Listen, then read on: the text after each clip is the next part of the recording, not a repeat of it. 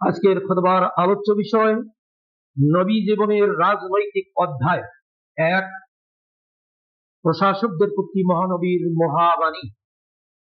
গত জুমায় নবী জীবনের শেষ অধ্যায় নিয়ে আলোচনা করেছি, তার রাজনৈতিক জীবনের অধ্যায় নিয়ে আজকে 1 নম্বর আলোচনা হবে প্রশাসকদের প্রতি মহানবীর মহাবাণী।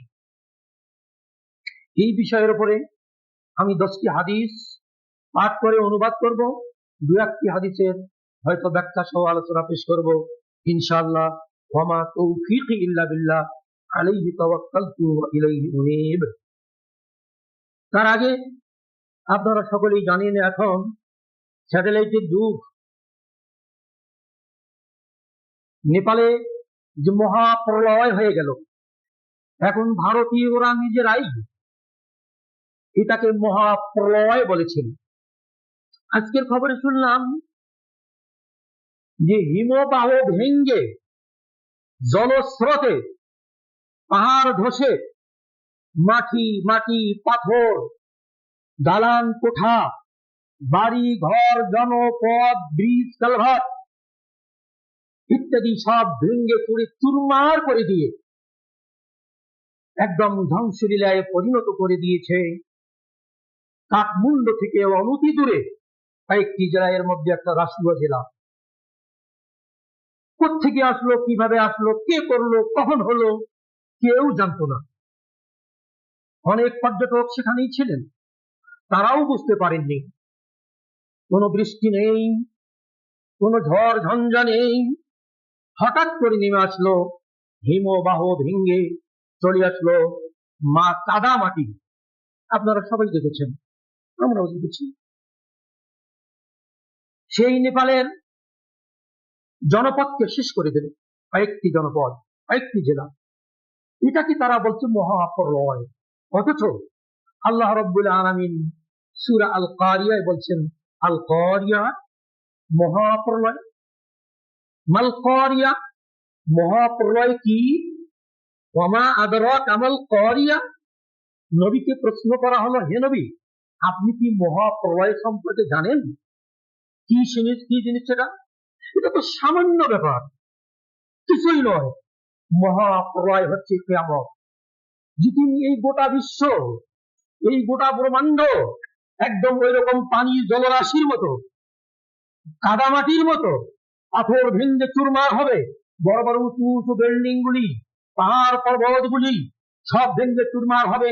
মানুষ এদিক সেদিক ছোটাছুটি করবে, আত্মরক্ষার জন্য কোন আত্মরক্ষার ব্যবস্থা পাওয়া যাবে না। এখানে তো হেলিকপ্টার দিয়ে অনেক লোককে উদ্ধার করা হয়েছে। এটা পৃথিবীতে মহাপ্রলয়, মহাপ্রলয়ের কিঞ্চিত বিষয় এটা নয়। তবে এখান থেকে বিশ্ববাসীর জন্য অনেক শিক্ষণীয় আছে।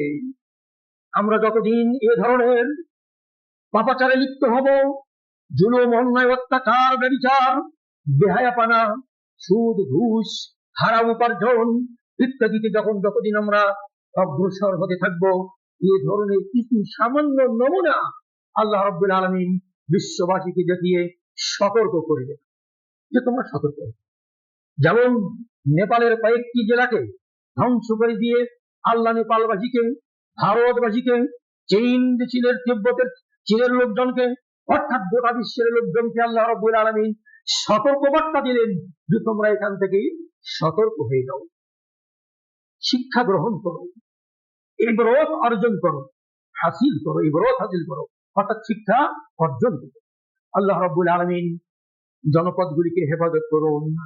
বিশেষ করে নেপালে যে সমস্ত জনপদ ধ্বংস হয়েছে, আল্লাহ রাব্বুল আলামিন যারা মৃত্যুবরণ করেছে, যাদের ঈমান ছিল, আল্লাহ তাদেরকে শাহাদাতের মর্যাদা নসিব করুন এবং সে দেশের মানুষকে আল্লাহ হেফাজত করুন।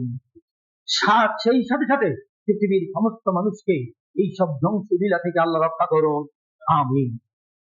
আমি আমার মূল আলোচনায় আসছি, সেটি হচ্ছে নবী জীবনের রাজনৈতিক অধ্যায়। মহানবী সাল্লাল্লাহু আলাইহি সাল্লামের প্রশাসকদের উদ্দেশ্যে মহাবাণী, এ সম্পর্কে আমি 10টি সহিহ হাদিস অনুবাদ করব।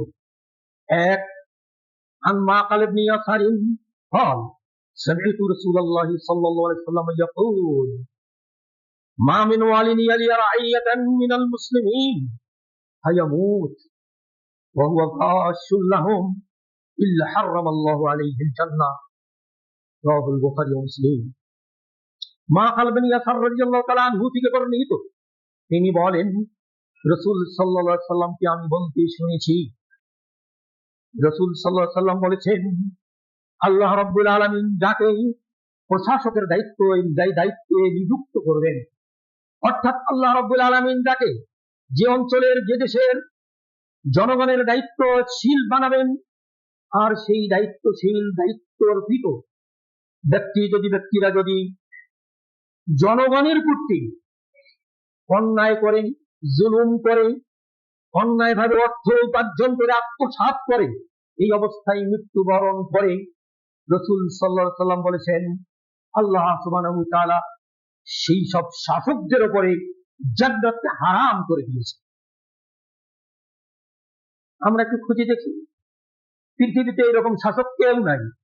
জনগণের সম্পদ লুণ্ঠন করে, জনগণকে অন্যায় কিছু দাবি জনগণের উপর চাপিয়ে দেয়, জনগণের সাথে অন্যায় আচরণ করে, জুলুম নির্যাতন করে, এইরকম শাসক পৃথিবীতে ছিল না, এখনো না। মুত্তাফাকুন আলাইহি হাদিস, সহিহ বুখারী মুসলিম।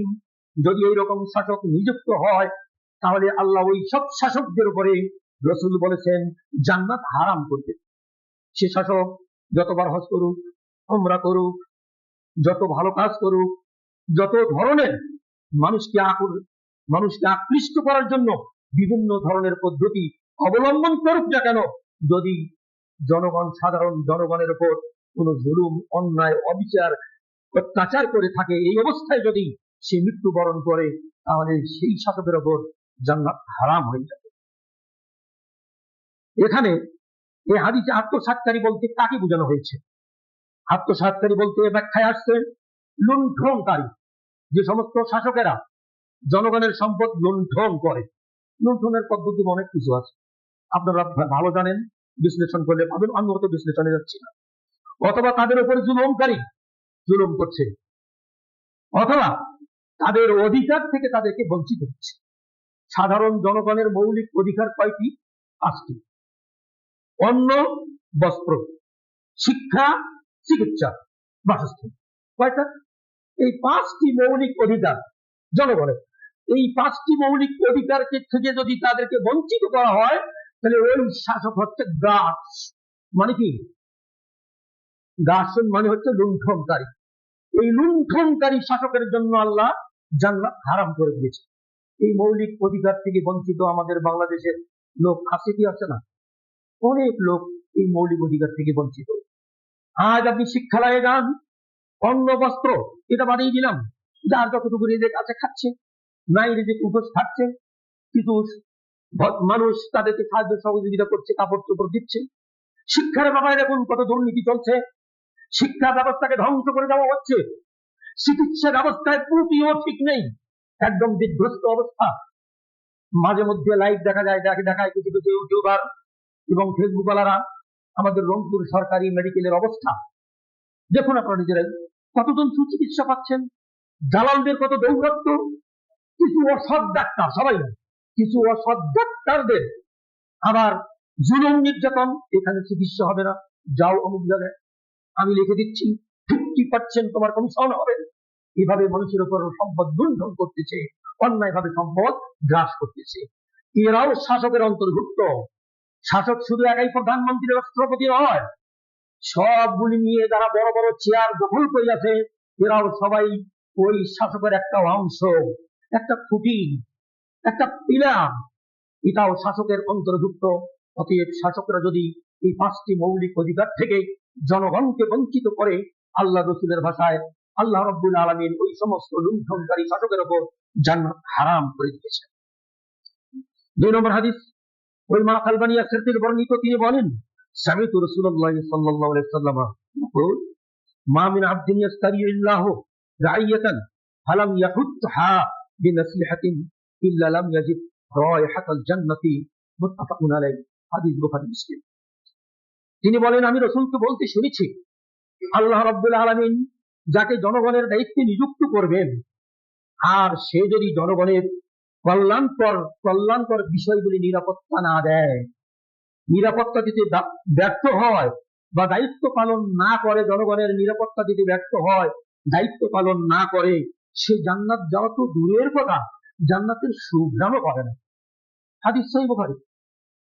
তাহলে এই যে আমাদের দেশ ধরুন, এই দেশে আমার সাধারণ জনগণ, আমাদের নিরাপত্তা দেওয়া, জানের নিরাপত্তা, মালের নিরাপত্তা, এগুলি দেওয়ার দায়িত্ব কার?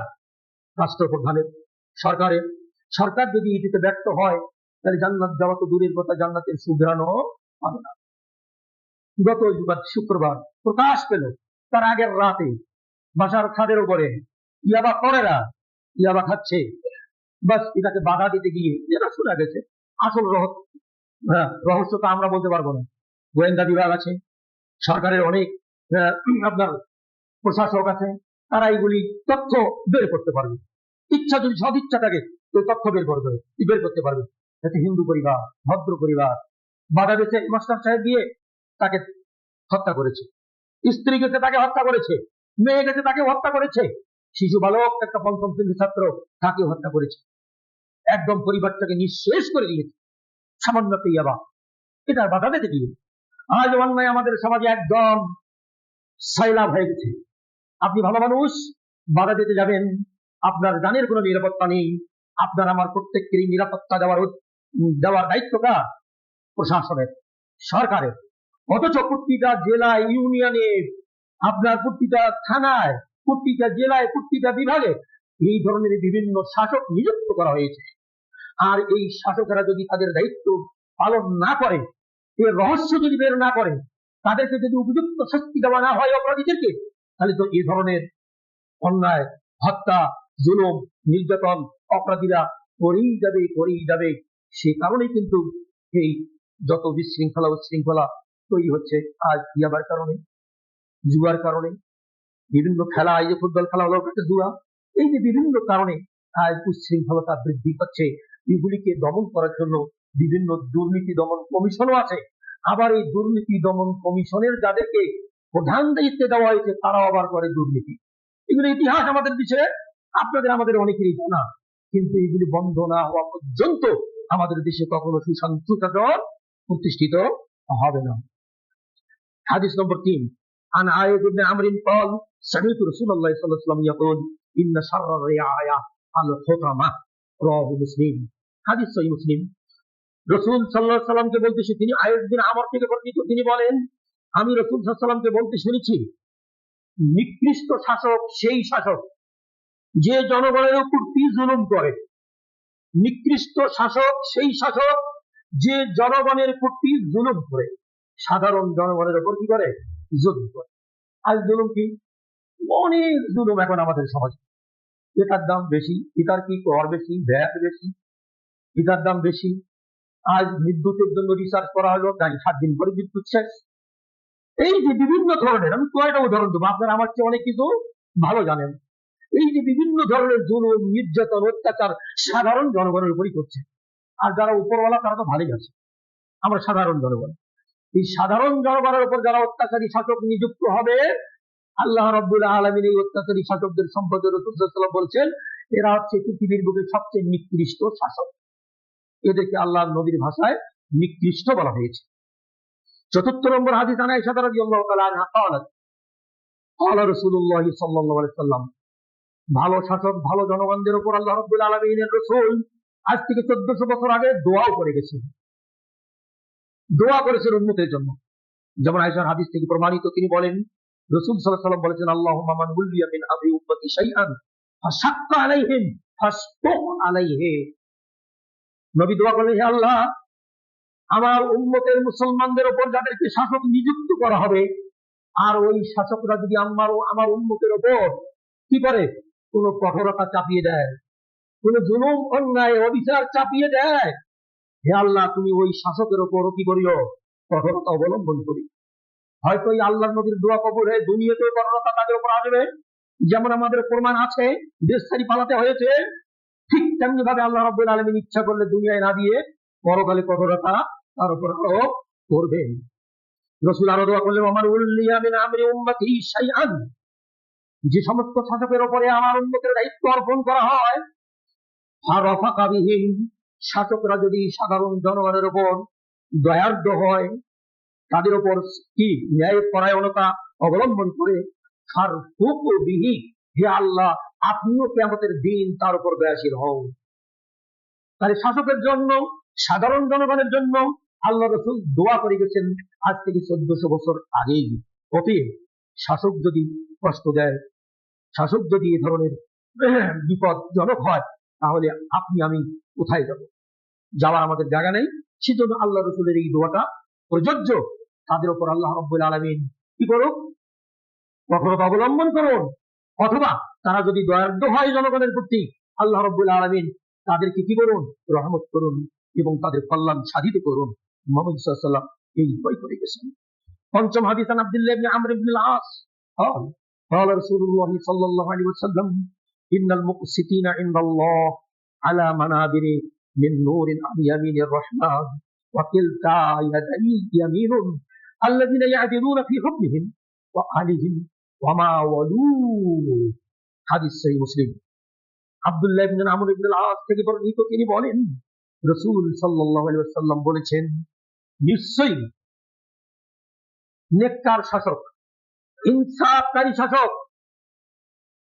আল্লাহর নিকটে কিয়ামতের দিনে আল্লাহর নিকটে তার ডান পাশের মেম্বারের আসনে আসীন হবে। আল্লাহর ডান পাশে বাম পাশে কিছু নূরের মেম্বার থাকবে। এই যে মেম্বার আমাদের ছিল না, নাম মেম্বার, কিন্তু ওই মেম্বার আর এই মেম্বার কি এক?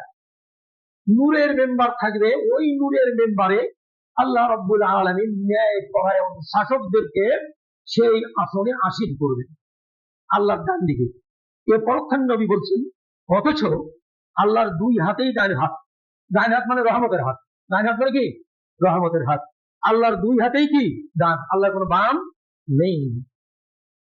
আল্লাযীনা ইয়াদিলুনা ফি হুকমিহিম, যে শাসকেরা নিজের দলের ব্যাপারে ইনসাফ করে, ওয়া আলিহিম, এবং নিজের পক্ষের লোকদের ব্যাপারে ইনসাফ করে, ওয়া মা ওয়ালু, এবং দেশের সাধারণ জনগণের ব্যাপারে একই ধরনের ইনসাফ করে।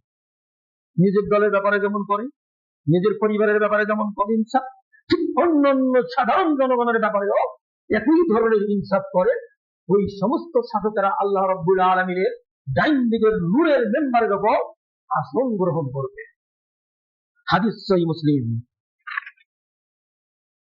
নিজ পরিবার বলতে এখানে পরিবার পরিজনদের মাঝে বোঝানো হয়েছে এবং রাষ্ট্র পরিচালনায় ন্যায় ও ইনসাফ কায়েম করাকে বোঝানো হয়েছে। রাষ্ট্র পরিচালনা করতে গেলে নিজের দলের উপর যেমন ইনসাফ, বিরোধী দলের উপর তেমনি ইনসাফ, ঠিক তেমনি সাধারণ জনগণদের প্রতিও ইনসাফ। সহিংসাফ একদম বরাবর থাকবে, কোন ধরনের ব্যতিক্রম ঘটবে না।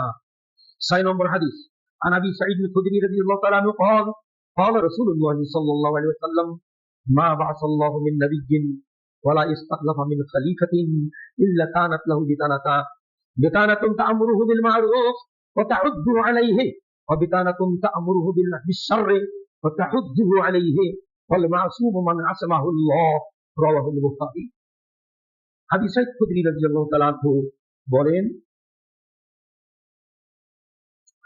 রাসূলুল্লাহ সাল্লাল্লাহু আলাইহি ওয়াসাল্লাম বলেছেন, আল্লাহ যখন কোন নবী প্রেরণ করেছেন অথবা পৃথিবীতে কোন প্রতিনিধি প্রেরণ করেছেন, আল্লাহ প্রত্যেক নবী এবং প্রতিনিধি অর্থাৎ দেশের প্রতিনিধি যাকে নিযুক্ত করেছেন, প্রত্যেকের জন্য দুইজন আল্লাহ রাব্বুল আলামিন উপদেষ্টা নিযুক্ত করেছেন। বেতানা পর দুইজন উপদেষ্টা আছে প্রত্যেকের সাথে। নবীদের সাথেও ছিলেন, যারা শাসক তাদের সাথেও দুইজন উপদেষ্টা আছে। শুধু প্রধানমন্ত্রী তারেক রহমানের সাথেই হয়। যত মন্ত্রী পরিষদে আছে সবাই বিরোধী দলের আছে, তাদের প্রত্যেক বিভাগের বিভাগীয় প্রধান, জেলা প্রধান, থানা প্রধান, ইউনিয়ন প্রধান, প্রত্যেকের সাথে উপদেষ্টা আছে। দুইজন উপদেষ্টা। একজন উপদেষ্টা কি করে? বেতানাতুন তা'মুরুহু বিল মা'রুফ। এক উপদেষ্টা তাকে সবসময় সৎ, ন্যায়, ভালো কাজের আদেশ করতে থাকে, ভালো কাজের পরামর্শ করে। যেমন আমাদের দেশের প্রধানমন্ত্রীর কয়েকজন উপদেষ্টা আছে। রাজনৈতিক উপদেষ্টা, ধর্ম বিষয়ে উপদেষ্টা, পররাষ্ট্রনীতি বিষয়ে উপদেষ্টা, স্বরাষ্ট্রনীতি বিষয়ে উপদেষ্টা, আরো অনেক উপদেষ্টা ওনার আছে। এই উপদেষ্টাগুলির মধ্যে আল্লাহ রাসূলের ভাষায় দুই শ্রেণীর উপদেষ্টা আছে। কয় শ্রেণী? দুই শ্রেণী। এক শ্রেণীর উপদেষ্টা প্রধানমন্ত্রীকে ভালো কাজের উপদেশ দেন, আর এক শ্রেণীর উপদেষ্টা প্রধানমন্ত্রীকে খারাপ কাজের উপদেশ দেন, অন্যায়ের উপদেশ দেন, জুলুম নির্যাতনের উপদেশ দেন। আল্লাহ রাসূল সাল্লাল্লাহু আলাইহি ওয়াসাল্লাম বলছেন, বিতারাতুন তা'মুরুহু বিল মা'রুফ, এক ধরনের উপদেশটা ভালো কাজের উপদেশ দেন, ওয়া তাহুজ্জুহু আলাইহি, ভালো কাজের উৎসাহিত করেন, ওয়া বিতারাতুন তা'মুরুহু বিশ শারর, আর এক ধরনের উপদেশটা আছে, তারা কি করে? অন্যায়, জুলুম, নির্যাতন, খারাপ কাজের প্রতি উপদেশ দেয়, ওয়া তাহুজ্জুহু আলাইহি, এবং খারাপ কাজ করার জন্য উৎসাহিত করে। তাহলে প্রত্যেকটা নবী, প্রত্যেকটা শাসক, প্রত্যেকের জন্য দুইজন করে, দুই শ্রেণীর করে উপদেষ্টা রয়েছে। প্রথম শ্রেণীর উপদেষ্টাকে বলা হয়েছে ফেরেশতা, ফেরেশতারা সবসময় ভালো কাজের উপদেশ দেবে। আর দ্বিতীয় শ্রেণীর উপদেষ্টার নাম হচ্ছে শয়তান, সবসময় খারাপ কাজের দিকে উপদেশ দেবে। ওয়াল মাসুমু মান আসমাহুল্লাহ, আর ওই ব্যক্তি নিরাপত্তা লাভ করবে যে ব্যক্তিকে, যে শাসককে, যে নবীকে, যে খলিফাকে আল্লাহ রাব্বুল আলামিন শয়তানের উপদেষ্টা, শয়তানের উপদেশ থেকে যাকে আল্লাহ নিরাপদে রাখবে। হাদিস সহিহ বুখারী। তাহলে আমরা হাদিস থেকে বললে বুঝতে পারলাম, নবীদের যেমন উপদেষ্টা ছিল, প্রত্যেক শাসকেরও কি থাকবে? উপদেষ্টা থাকবে। আর উপদেষ্টা দুই ধরনের, ভালো উপদেষ্টার ভালো জিনিস গ্রহণ করতে হবে।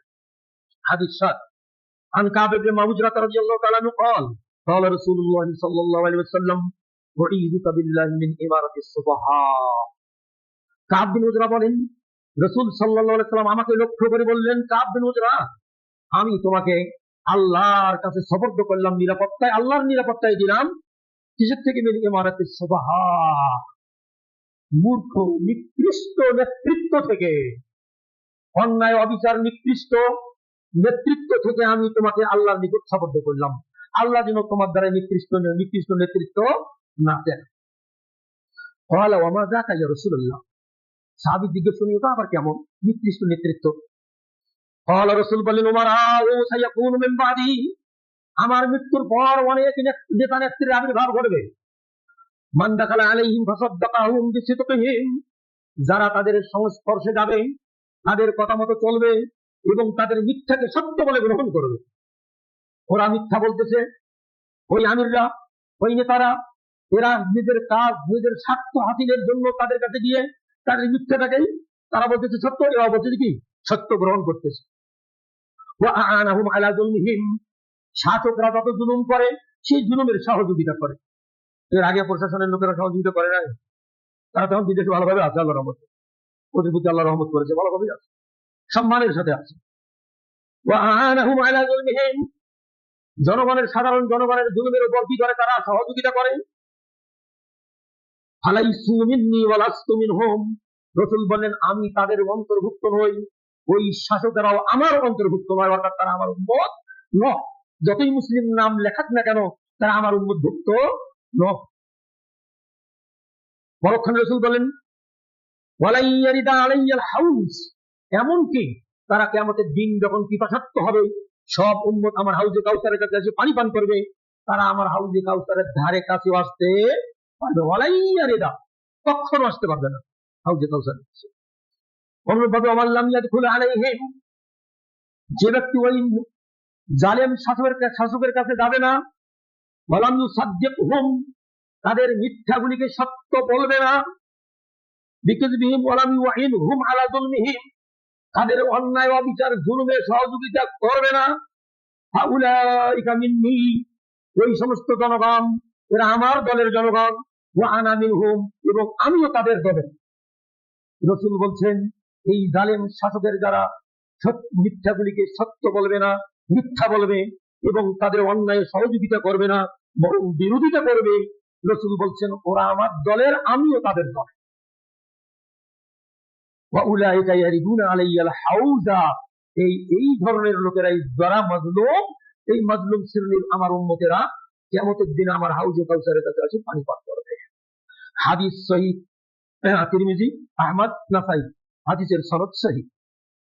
8 নম্বর হাদিস, আবি হুমামা আন নবী সাল্লাল্লাহু আলাইহি ওয়াসাল্লাম আন্নাহু ক্বালা মা মিন রাজুলিন ইয়ালি ইমরাত আমরা আশরাতিন ফামা ফাওকা যালিকা ইল্লা আতাহুল্লাহু আযজা ওয়া জাল্লা মাগলুলান ইয়াউমাল কিয়ামাতি ইয়াদহু ইলা উলুকি।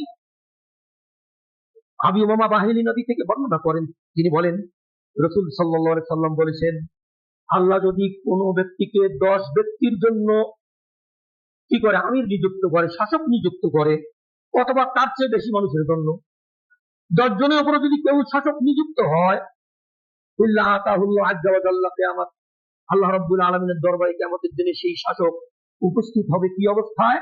রাসূল বললেন, মাগলুলান ইয়াউমাল কিয়ামাতি ইয়াদুহু ইলা উনুকিহি, তার 2 হাত তার ঘাড়ে লোহার শিকল দিয়ে বাঁধা অবস্থায় আল্লাহর দরবারে উঠবে। শাসক 10 জনের উপরে যারা শাসন ব্যবস্থা গ্রহণ করেছে, ন্যায়ভাবে শাসন ব্যবস্থা পরিচালনা করেনি, অন্যায়ভাবে করেছে, তার 2 হাত ঘাড়ের উপরে শিকল দিয়ে বেঁধে কিয়ামতের দিনে উপস্থিত হবে। হাক্কাহু বিররুহু আও বাকাহু ইসমুহু, এই শিকল থেকে মুক্ত করবে তাকে তার সৎ কাজগুলি, ভালো কাজগুলি। তাহলে শাসক হলেই কিয়ামতের দিনে অবস্থায় উঠতে হবে। উঠার পর আল্লাহর দরবারে দেখবেন আল্লাহ যে হ্যাঁ, সে ন্যায় করেছে, ইনসাফ করেছে, আদল করেছে, সাধারণ জনগণের মৌলিক অধিকারগুলি আদায় করেছে, কোন জনগণের তার বিরুদ্ধে কোনো অভিযোগ নেই। এই যদি ন্যাক আমলগুলি তার থাকে ওই শাসকের, তাহলে তার শিকল খুলে দেওয়া হবে। আর তা না হলে আও বাকাউ ইসমুহু, তার যত এই ধরনের অন্যায় কাজ আছে এই কাজগুলি তাকে ধ্বংস করে ছাড়বে। এরপরে রাসূল বলছেন, আউয়ালুহা মালামাতুন, শাসন ব্যবস্থা গ্রহণ করলে তার প্রথম অবস্থা হয় কি? মালামাত, মানে গালাগাল, মানুষ গালাগাল করে। যারা শাসক নিযুক্ত হয়, চেয়ারম্যান মেম্বার হয়, অধিকাংশ চেয়ারম্যান মেম্বার জনগণের গালাগাল খায়। রাসূল বলছেন প্রথম অবস্থায় এই হয়। ওয়া আওসাতুহা নাদামাতুন, মাঝখানে লজ্জিত হয়, অন্যায় করতে করতে জনগণের কাছে লজ্জিত হয়ে যায়। ওয়া আখিরুহা খিজিয়ুন ইয়াউমাল কিয়ামাতে, আর একটা কিয়ামতের দিনে শেষ পরিণতি আছে তার, সেটা হবে সমস্ত সৃষ্টিকুলের সামনে আল্লাহ রাব্বুল আলামিন তাকে লাঞ্ছিত করবে। হাদিস আহমদ সহিহ সনদে বর্ণিত হয়েছে। 9 নম্বর হাদিস, উক্ত আবি উমামা বাহিরি থেকে বর্ণিত, তিনি বলেন, আলান আনিন নবী সাল্লাল্লাহু আলাইহি ওয়াসাল্লাম قال ইন্নাল আমিরা ইযা ইবতাগার রিবাতা ফিন নাস আফসাদাহুম, রাহু আবু দাউদ বিসনাদিন সহিহ। যদি কোনো শাসক সাধারণ জনগণের সামান্য ত্রুটি, দোষ ত্রুটি বের করার পিছনে লাগে, তাহলে জনগণকে ধ্বংস করে ছাড়বে।